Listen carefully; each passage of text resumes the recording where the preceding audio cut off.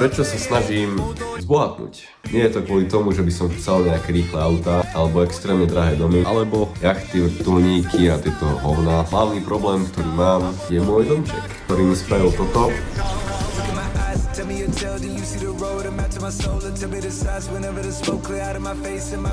Ťažkosti s dýchaním, ťažšie sa mi kvôli tomu dýcha, preto musím používať nose strips a každý mesiac som minimálne raz chorý, ako napríklad teraz. No ale čo je na ňom také zlé, že mám všetky tieto problémy?